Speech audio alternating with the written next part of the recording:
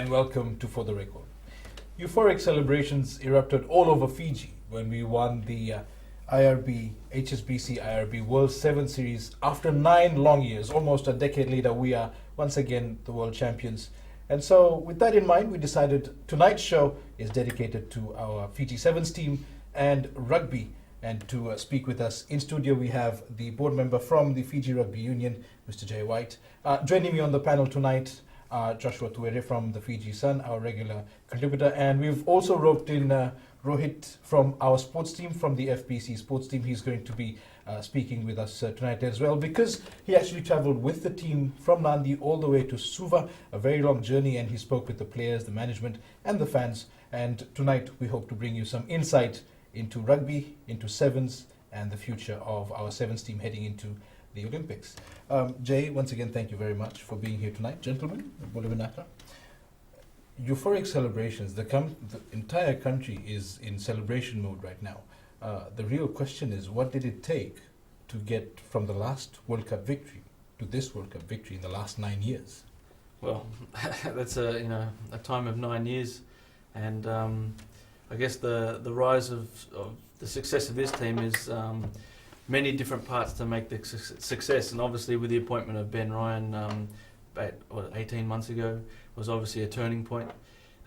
He came in with no previous experience or sort of understanding any of the politics that's involved with rugby here in Fiji, and he was able to make decisions based on what he saw. I remember my first interaction with him was through the Coral Coast Sevens, where he came to basically select the players that he could choose for the next leg, which was Dubai. Having been given the team in the Gold Coast, he did as well as he could, and then obviously in November of 2013 he attended the Sevens there and basically picked his own team. And we all remember the success of that team winning in Dubai in that semi-final 44-0 against New Zealand, which was history book stuff. And basically it's just been an upward trajectory since then. His phenomenal success, listening to him and also Rapati when they start giving statistics about how many games they've won in a row, the fact that they beat New Zealand 6 times in a row now, it's just amazing. And obviously the best way to put it is that Fiji's always had the talent, and it's sort of almost like just polishing a diamond. He's just been able to come in and work in particularly with the mindset of the boys, making them also believe that they have the capacity to beat these teams on a regular basis. Now, the entire country is actually celebrating with the team right now. We feel the joy of being world champions, but within the team and within the FRU, there would be something extra in there for you guys. Oh, the Fiji Sevens, Fiji Rugby is the people's team. As they said at the celebration, the fans are the 8th man on the field. Other countries are envious of the support that Fiji Rugby gets. You go to any of the stadiums along the World Series and you've got a big section of Fijian fans there, and you just wonder, where do they come from? From the remote places in the world that they are. But yeah, from FRU's point of view, we're super proud of the boys. What they've done and what they've achieved in that short time's, as I said, phenomenal. Mm-hmm. Just taking you up on that point, obviously there's a growing social movement that's supporting the team, right? And you mentioned the 8th man. There are groups in the US, there are groups in Europe. How do you create the space for this? And obviously Ben's tapped into this and he's made the public appeals. How do you, as the rugby union of this country, tap into that to really support the team? Well, obviously since the advent of social media, it makes it a lot easier. In times gone by, it would have been through the traditional forms of media. Obviously also behind the scenes, but Ben's an avid user of Twitter, which makes it the interaction very easy. Anyone can send him a tweet and he'll respond most of the times.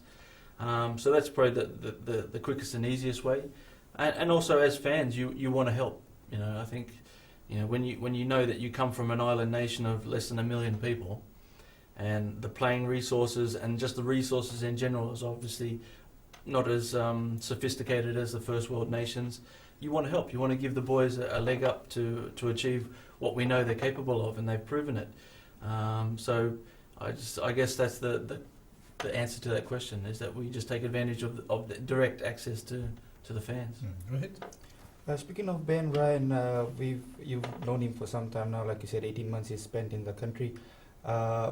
He's one of those coaches who would go to any local tournament in the country, be it right into the interiors of the main island or to the outer islands. How do you think that has helped in bringing in the cream of players that we have right now?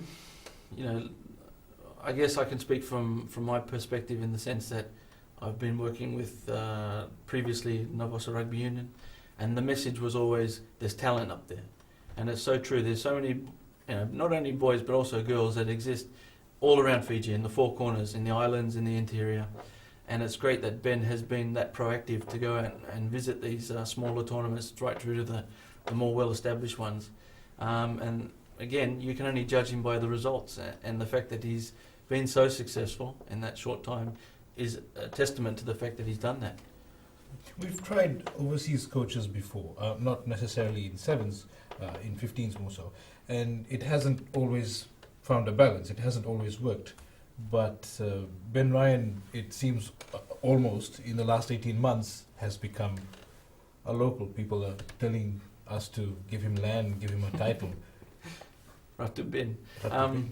Yeah, no. I guess the great thing about Ben is that he came in here with a real mindset that he wanted to embrace the culture.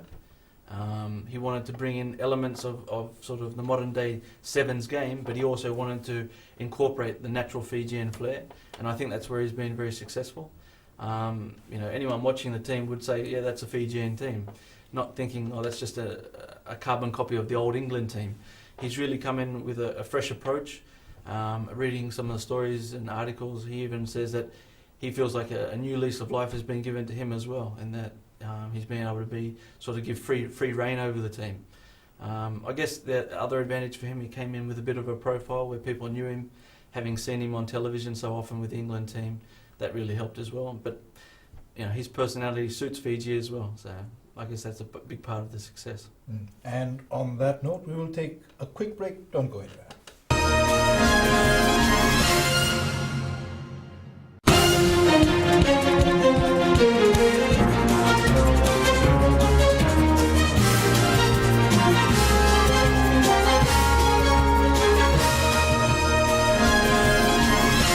Welcome back to For the Record. We're talking about the Fiji Sevens team. Jay, with all that we've achieved so far, we are the world champions, but how much more work is left before we are guaranteed gold in the Olympics? It's a tough question. It is a very tough question because there's never ever a guarantee. We've seen, obviously, the talk at the moment is about the rise of the US team. They've got a big advantage of having the pool of players to choose from, so to speak. They can go to track meets and find the next Perry Baker or Carla Niles. And then obviously in the women's, the same sort of thing applies. But for me, the thing that these nations don't have is just the natural talent that exists here in Fiji. Fijians are built for rugby, which is why you're looking, even at Super Rugby and in France, the number of Fijian boys competing at a high level, I think per capita would be number one. So as I guess I'm biased in the sense that I believe that we will always have that advantage over other nations. It's just a case of harnessing it, as I said earlier, polishing that diamond. And I feel quietly confident that we'll certainly be there or thereabouts in Rio, and hopefully with a gold medal hanging around the boys' neck. Rohit? Speaking of Rio, Semi Kunatani, you've known him for some time now. He started with you guys with the Novosa Rugby Union, the Yamathia Sevens team. He's opted for 15s now, though he'll be back for Rio. But do you think him joining the code of 15s rugby and coming back to 7s rugby, we've seen that with Misoni Viriviri, though he's playing well, but we can say that he's not at what we saw him before. Do you think that might affect Kunatani's performance in 7s rugby? Short answer would be, I'm sure there are chances of that happening. But I'm quietly confident, again, that Semi has got the mindset and also the inner strength to make sure that he comes back at the top of his game for the sevens, and it's also pre-planned, so to speak. He knows what he's going over there to achieve. He's got a goal. He's very goal-driven. As we've seen in 18 months, he's gone from being the captain of Yamathia to now being one of 3 potential World Series Players of the Year, which will be announced on November 1st after the Rugby World Cup. I believe that he'll come back as good as he is right now. Obviously, with a little bit more experience under the belt, having played at the top level in France. And his aim has always been he wants to win gold. And when he sets his mind to it, I pity the person that gets in his way. I think one of the keys of the success as well has been leadership in the team, and I think Osea Kolinisau in many people's minds has really been the translator and the implementer of Ben's vision in the team, and I think he commands a lot of respect as well. A silent force of sorts. Absolutely. Couldn't agree more. There's within that team, within that brotherhood, I guess you'd call it now, those boys are family, and Oscar is obviously the leader, the dad of the family, and all of those boys that are carrying responsibilities. And I know Ice is a big leader also on and off the field. Semi is a quiet sort of leads by example in a sense. But yeah, the talent that we have is second to none. And in regards to your point, Oscar is just doing a fantastic job relaying some of those messages. I know sometimes it can get lost in translation. When Ben's saying things in English, sometimes the boys might go, "What did he say?"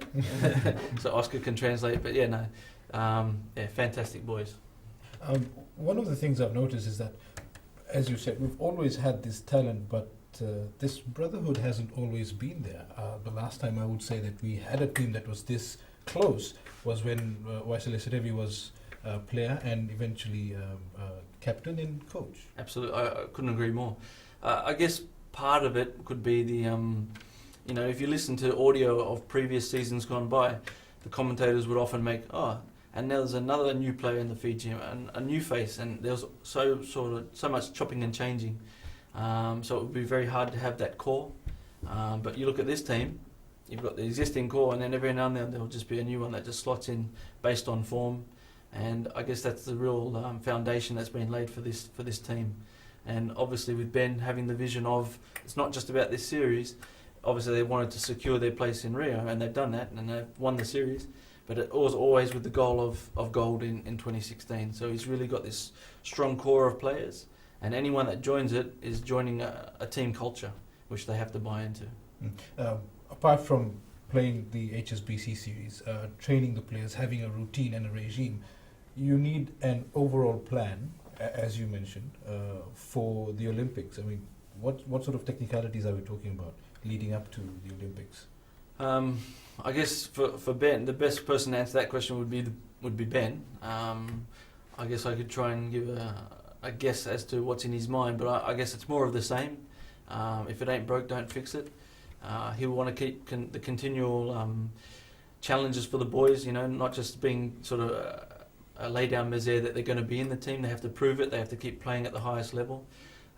He'll keep visiting the Sevens tournaments around the country. Who knows? There might be someone else out there that could sneak their way into this team.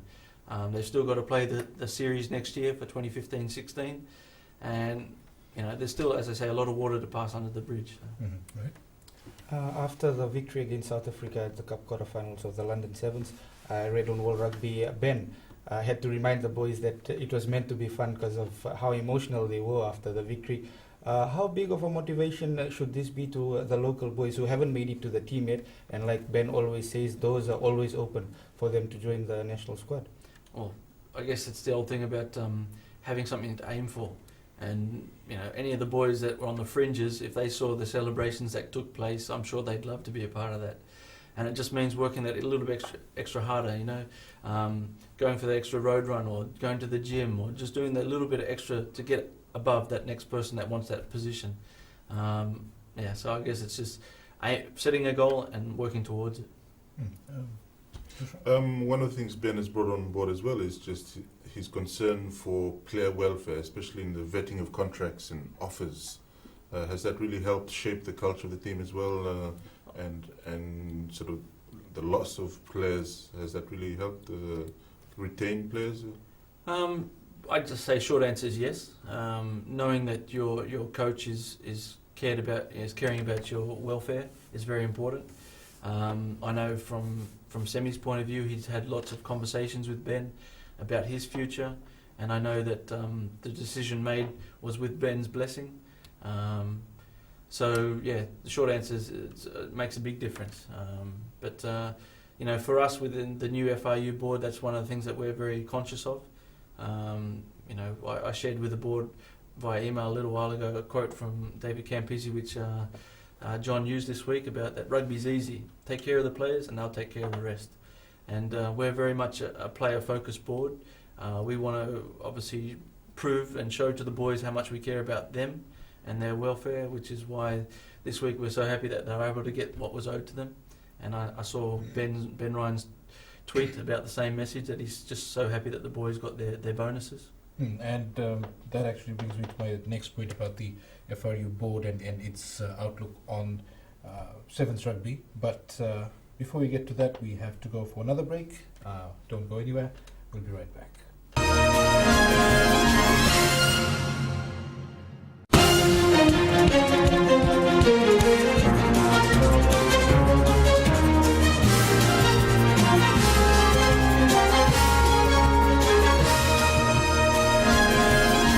Welcome back. The FRU board, outlook on the Olympics. I'm told we need $3 million to effectively prepare a team for gold. How do you expect to find this funding? Obviously, the government has committed to giving a certain amount of funds. The sponsorship is there, but how's it working out?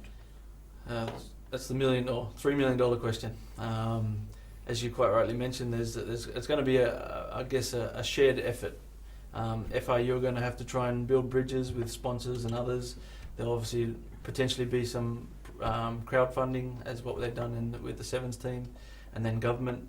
And we'll basically be pursuing all angles to make sure that we give the team the best that they require for the job in Rio. Is it better to go in? Excuse me. Is it better to go in as underdogs or champions? When you're a champion, you've got a big target on your back, and that's I guess there's many advantages for and against. Sometimes being a champion also gets into the mindset of your opposition. They fear you before they go into the field. I saw a grab with Ice talking about that when they're in the tunnel, they're saying things in Fiji and they're staring at the opposition. They're getting in their mind, and even on the field, you know, he gave the example of Sabe. You know, he's just staring, you know, the big eyeballs, you know, pointing at you, saying things in Fiji and just making the person scared. Is this guy all right? Is there something he's going to take my head off? But yeah, so I guess either or, you know, being an underdog has its advantages and being a champion has its advantages. But I'm sure we're all very happy to be a champion right now. Oh, very true, very true. What you said about playing mind games, discipline at one point was a huge issue. We lost so many games and eventually tournaments because of indiscipline. Yep. Is it that we've found maturity in the team, or is it that we've had to teach a few hard lessons to the players? Probably a few hard lessons. I know after Hong Kong, Ben was sharing a story about, again, Ice, that he got a yellow card in Tokyo when they played England, and he asked him, what was that about? And I said, oh, in Hong Kong he got me, so I got him back this time. And so Ben reminded me, hey, you're part of the discipline forces, you should be. But again, it's the hard lessons. The players understand that yellow cards cost points, and points mean games. So again, what Ben has done is he's got these boys to a really high level mentally, physically, and again, the results speak for themselves. The Sevens team has management and coaching staff and technical staff, maybe a handful. I wouldn't know the exact numbers, but in comparison to a team like, say, New Zealand or Australia, very minimal. Are there any plans to grow the backup team? Again, we're very much guided by, it's a case of you leave it to the experts in a sense. We're guided by what Ben will want and what he needs. We're not going to dictate terms to Ben in a sense, because the proof is in the pudding. He's shown us what he's capable of and what he's been able to deliver by comparison to those nations who have got bigger budgets, more resources, you know. When anyone starts out in the journey of sport, they do it for a passion. They do it because they love the game. And that's our advantage in Fiji. We have a huge passion for this game of rugby. So once Ben returns to Fiji and we sit down with him, then we'll set the agenda based on his direct input. Right. Just before the last leg for Glasgow and London, Ben had brought in Chris Cacknell, former England captain. He was there with the team in the two tournaments as well. Do we expect him with Ben to continue till the Rio Olympics? I know he's made indications that he'd like that to continue. Again, we'll have to cross that bridge when we get to it. We obviously appreciate Chris's input and the work he did with in particular the forwards. So yeah, as I said, we'll cross that bridge when we get to it. At one point, Sevens was described as a Mickey Mouse game in Fiji because of, in the context of that statement, was the tension between the Sevens game and the 15s game. You know, players being kept back from 15s duties, and so there was. Has that tension been resolved? I guess for many rugby purists, Sevens will always be inferior in a sense to the 15s game. I don't see it that way. I think you look at all sports around the world. You look at even cricket, which is a traditional 5-day test match, and then came the 50 overs game, which some people derided and said, again, Mickey Mouse, it's not real cricket. And then they've gone to 2020. It's the same thing. It's an evolution of sport. Sevens now with the Olympics, that changes everything. It legitimizes the sport. It gives so many people, not only the traditional rugby nations, a chance to play. It now invites in the smaller nations to play a game of rugby. When we spoke with World Rugby recently, they even gave the example of visiting these new emerging nations and saying, "No, we're here from IRB," and they said, "Who?" They realised that they had to change the name. That's where they got the name change, World Rugby, and that opens so many more doors now to other nations in this game of rugby, and that's through sevens, not through 15s. So do you foresee a time when players can actually stick to sevens and make a career out of playing sevens? That would be fantastic. That would be the ideal scenario, and who knows, maybe in the next 10 to 15 years that could be the case. There could be the World Series at one level, and then there's another level down. And I know that from my experience with the Coral Coast Sevens, that's sort of where we see our tournament is sort of at that next level down, the next rung down. Our partnerships with tournaments in Australia, US, Samoa, that sort of thing. And it takes time, but I believe that there will be, in the not too distant future, a legitimate pathway for sevens players only. Do you expect there might be a time coming when Fiji might be one of the legs in the World Series? I mean, we've more than proven ourselves. Granted, we don't have the facilities that most of these nations do, but are we getting there? Short answer is yes, without question. Fiji has, best way to put it, Fiji is the spiritual home of sevens. Even though the game was obviously invented in Scotland, its spiritual home is here in Fiji. So the short answer, I believe, yes, and in the very not too distant future, there will be a leg here in Fiji. They've just announced the next series for the next 4 years, where they'll be played. Paris, Singapore, Vancouver, some of the new legs that'll be joining the series. In 2018, we'll be able to put in a bid for the 2019 when they start writing new contracts. So that's how long we have to wait. I know that the board is very wanting to be very proactive on this front, and also the president of the FRU, who's also the Prime Minister, is very keen to get the World Series down to Fiji, because we deserve it. We've earned it, and we should have a leg here. Okay, it's the end of this segment. We'll take another break. We'll be right back.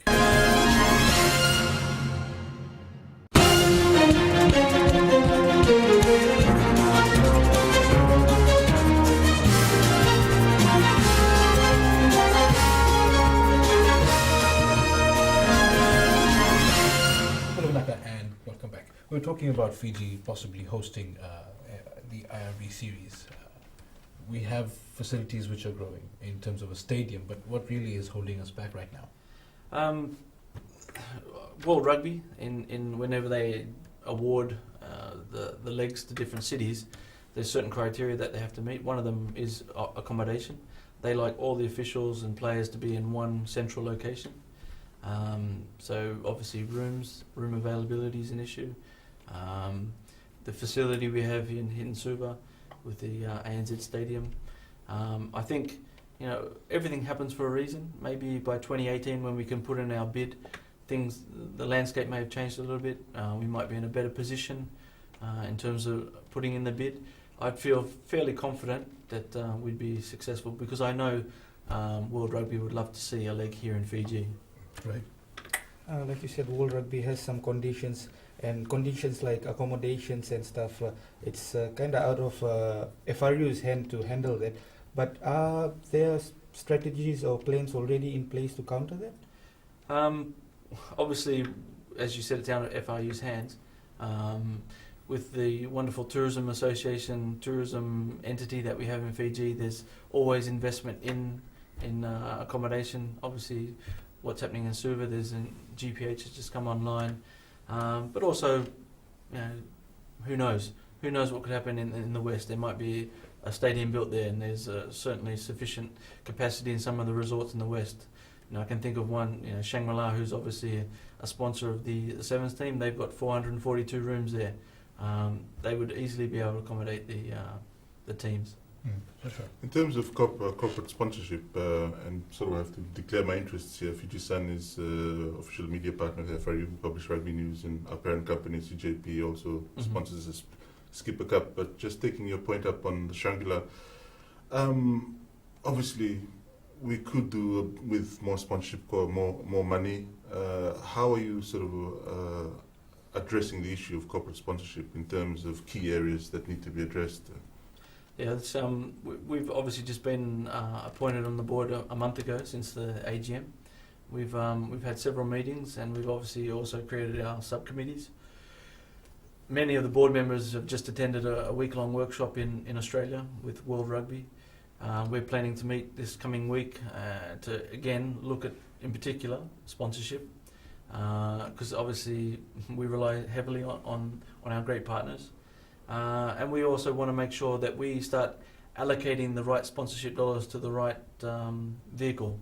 Obviously the sevens, not only men but women's, 15s game, the local game, the domestic competition. We really want to ramp that up.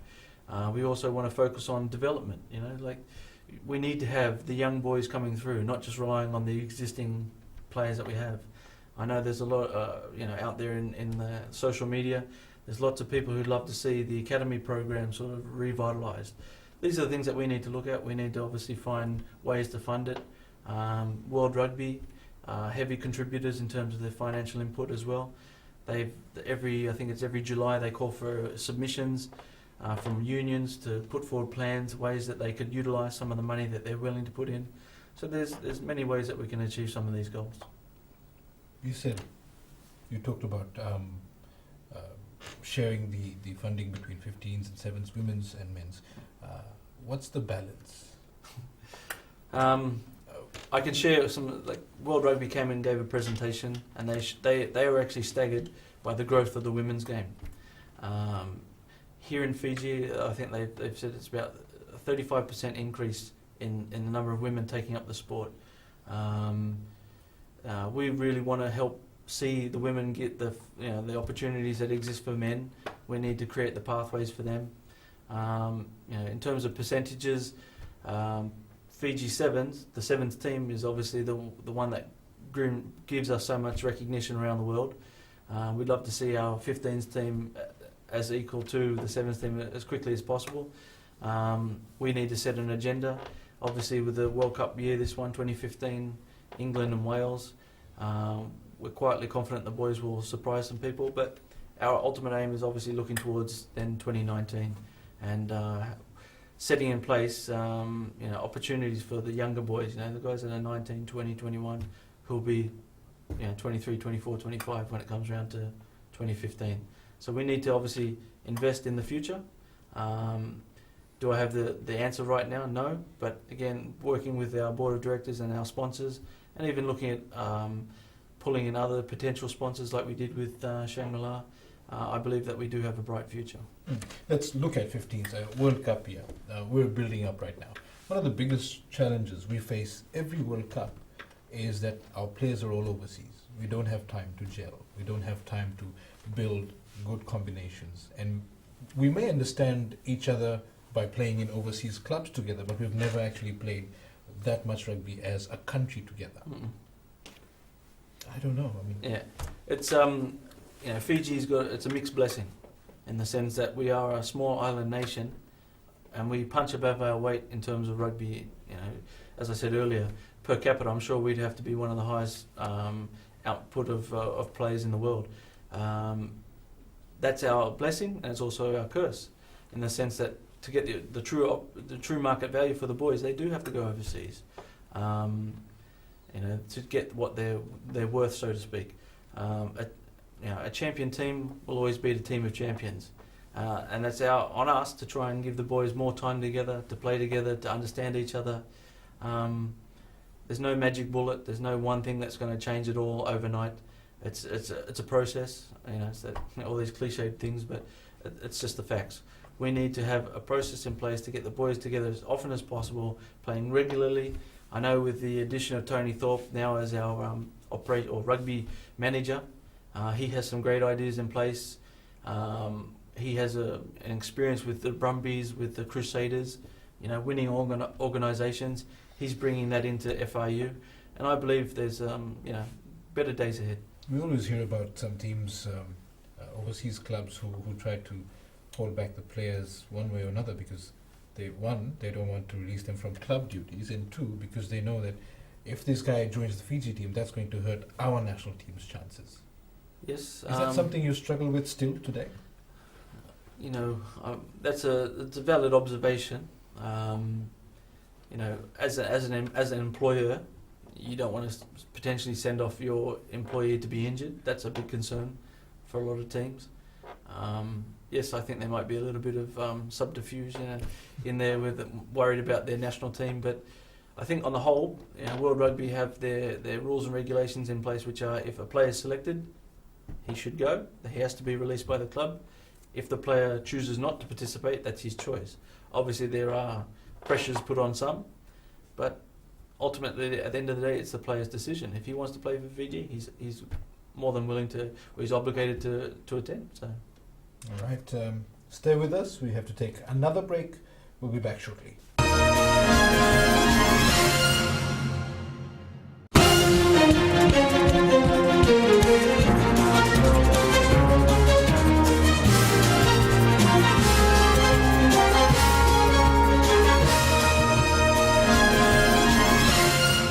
We're just about to wrap up the show for the evening, but this is our last segment, so let's bring the focus back to the Fiji Sevens team, the celebrations, the victory. Rohit, there's some pressing questions you want to ask, apparently. Yeah, being there with the team, it was a great opportunity for personally myself. But Jay, you've seen a lot of celebrations, you've seen many wins. How would you compare this win and celebration to the past? This is something very special. Everyone that got to be a part of it, right from our obviously arrival in Nadi Airport, all the way through to Suva on Thursday night. Something special that you'll live in your memory for a very long time. Fiji fans are something special, something completely different to anywhere else in the world. Seeing some of the footage of the bus coming across the Melrose Bridge in Singataka, and say Nomonlele's grandmother waiting for him to put the masi over the top of the bus. Special moments, right through to arriving here late in Suva, a couple of hours behind schedule. But again, it's the people's team, and seeing everyone being able to touch that World Series trophy is very, very special as well. People remember that for a long time. And then right through to Albert Park, and just seeing the boys, how happy they were. Not only the 12 that participated in Glasgow and London, but also other team members throughout the year. Seeing them there being recognised for their services was very special.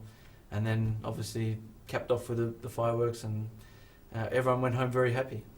I think there might be another round of celebrations when Ben comes home. Well, this is a serious question, but is FRU going to adopt Mbukini as the official number one fan of the team?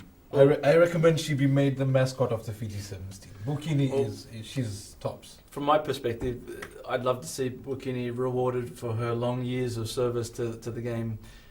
She's at all local tournaments, both 7s and 15s. She's always cheering, always in supporting the boys. So I think we should give back to Bukini in some sense. I'd love to see her in Hong Kong maybe next year. cheering on. If it's come to this stage that we're talking about her, we're sitting here, we're having a discussion, we're talking about Bukini. Everybody knows who Bukini is. You can't call yourself a Fiji Sevens fan Absolutely. if you don't know who Bukini is. Absolutely. You And even right she's to got her own following on YouTube. She was actually interviewed recently by a visitor, and she took on a lease of she got a lease of life from that as well. People quoting her, putting it, sharing it on Facebook and other forms of media. Yeah. Because she does epitomise the fact that Fijians feel this is their team. You know? Absolutely, and it is their team. You know, for 102 years, Fiji Rugby Union has been in existence. The provincial teams, a lot of Vanua-based teams, supported by the villages and the people. The Fiji Sevens is an extension of that, and the boys predominantly come from those villages, and it is their team. And everyone has a piece of it. Everyone shares in the success. They ride the highs. They obviously don't enjoy the lows. But at the moment, let's enjoy this moment for what it is. Great success. Even the fans have matured. I mean, there used to be a time when if we were to lose a tournament, there'd be outrage. Sack the coach. Sack the team. Get rid of them all. Now, you hear people saying, look, no, they're growing, give them time. Yeah. You know, we have to stick by the team. Support the team in good times and bad. Absolutely. I guess there's a sophistication that's coming in, a lot more analytical sort of views of the team, and that's just the natural progression of Fiji as a nation. We've seen in the past few years how quickly Fiji's advanced, and that's shown by the responses of fans to the highs and the lows. And we have to accept in sport there's always a winner and there's a loser. Unfortunately, sometimes it might be us, but I'm very happy in the sense that at the moment we're winning more than we're losing. Local tournaments play a huge part, not just in finding the next biggest star, but in developing local talent as well. You're part of the Coral Coast Sevens. You actually helped to come up, form the Coral Coast Sevens. We've Yes. got other tournaments, the Maris Sevens, what have you. Where is, what's the stage of local rugby and local tournaments right now? Because a couple of years ago, say 10 years ago, it would just be, helter-skelter, just put a few teams together and let's go play rugby. At the moment, we've been running the tournament in Singatoka for 5 years. This will be the 6th year. Part of the vision was to help lay a foundation in the Coral Coast, and obviously to help develop players, raise the benchmark, so to speak. And we've seen what's happened around the country. Other tournaments have really, you've got the long existing ones of Marist, you've got Nawaka, and others that are up in the villages, up in the more remote areas. And just seeing the quality of teams that participate week in, week out, that's why Fiji's blessed to have such a pool of players to choose from. You go to countries like Australia, New Zealand, the Seventh Circuit isn't anywhere near what it is here. That's our biggest advantage. That's our blessing. With the tournaments, administratively, that's very important. Seeing the professionalism come through at the grassroots level, seeing the way that the organisers run their tournaments, that also helps. So the players, once they make that big step up to international level, they're sort of used to what's expected of them. Mm-hmm. Right. Sorry, but we haven't had a mention of Ben Ryan in the last segment. And I believe the show wouldn't be a successful one. You've got a man crush. Yeah, so overall, what do you think of... I don't think he's the only one. I mean, there'd be quite a few around the country. Anyway. Actually, on the way to Suva the other day, there were less player names on the billboards, but actually more names. There were cars which had Ben Ryan's name. There were houses which were painted with Ben Ryan's name, and students with the blackboards with Ben. Although some had the wrong spellings, but still they had. But on Ben Ryan. I guess it's it just shows you the level of respect that he's earned in the time that he's been here. The fact that he chose to give up his life in England and travel halfway around the globe to follow his love of sevens. And also for the first few months, everyone knows that there was obviously the financial issues, that he was paying his own way. I think that also endeared him to the fans, that they saw that he's not just here for himself, he's actually paying his own way. That won many people over as well. And then also, when he's talking to the boys in the huddles and he's throwing in a few Fijian words, that I think helps. As Rapati said the other night, if Ben was here, he'd be say, Level binaka in Ben's own way. But yeah, I think that's part of the reason that he's won over people, just being that way. And the reality is someday he will have to step down, and God forbid that'll be We not hope be the- it's a long But way how away. do you replicate that? Because you talked about how he brings in the right mix, the right ingredients. You know, how do you replicate that? And it's more than just certification, getting level 1, level 2, that's level right. 3. Being a coach is not just understanding the game; it's also understanding individual psyches. Each player has their own strengths and weaknesses. Some players are really good with discipline, others not so much. And it's always about trying to work on a weakness of one, which could be a strength of another. So he's come in with a real great man management style, treating each player individually, working on them, on their strengths. And I think in terms of a handover, a natural progression to someone that will take over from Ben, he obviously need to form like a mentor role, maybe not only with one, a few different candidates that exist here in Fiji. They are here. There's certainly a lot of Fijian coaches that exist at the grassroots level that are coaching some of the teams. You know, example, Yamathea, David has done a fantastic job there. You've got Epeli Langiloa with Westfield, police team, wardens team. There's so many coaches playing their trade at the moment who would obviously love the opportunity to move up and coach the national team. And this is a chance that we have to take advantage of the fact that we've got such a person as Ben, who I'm sure would be more than willing to look at that handover, that natural progression to his successor. All right, with that, we have to wrap up for the night. Jay, thank you very much for joining us. From us, you personally, the FRU board, Ben Ryan, the team, whole of FRU has our congratulations and the gratitude of a very happy nation. No. Thank you very much and congratulations once again. I will. And that wraps up our show for this evening. Remember, if you have comments or questions, you can email fortherecord@fbc.com.fj. That's it for tonight. We'll see you next Sunday. Good night.